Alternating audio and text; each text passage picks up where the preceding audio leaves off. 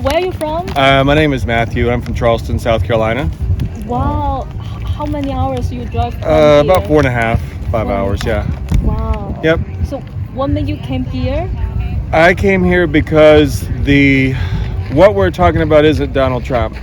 What we're talking about is the integrity of our elections going forward. This is bigger than one candidate and their policies.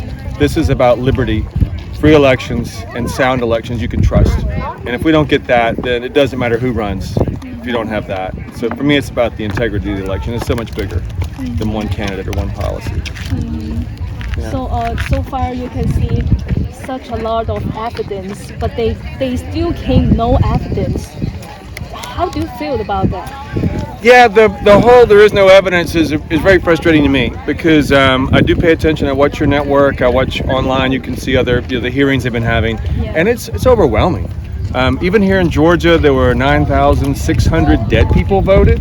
I mean, my question is, how many dead people have to vote until you say there's fraud? Is one bad vote enough to say it's fraudulent, or is 2 or 100 or 1,000 or almost 10,000? At what point do you say we have enough evidence to do something? Does it have to be enough to get over past the margin of victory? I mean, you have to have faith in your election. And if you don't have that, you have nothing. And this is the last stand for liberty in the world. This right here, where we are, this state, this is it. This is the last stand. And so if Georgia doesn't show up, if this rigged election system continues like it did a month ago, then we're all doomed. Because you won't overcome it, because they'll control everything. The machines that you vote on, they'll stuff the ballot boxes again, they'll vote more dead people. There has to be integrity in this. And the evidence is overwhelming. It's a lot of fraud in many states. And my suspicion is it's not just the 6 states in question. My suspicion is the 28 states where Dominion operated, they are in question. They're the ones where there's more. Like in Arizona, they gave everybody 35,000 votes before they started counting. That's insane. You can't do that just because there's a D beside your name. You can't do that. It's wrong. Then Pennsylvania, the truck driver who crossed state lines with a truckload of, the guy has so much convincing evidence. He likes his tractor trailer. He knows it by name. He's had it for years. He's speaking specifically about things about that vehicle that was right for him, that he liked. So he's completely plausible and believable as a witness. Here's what I really hope. I really hope we get some courage.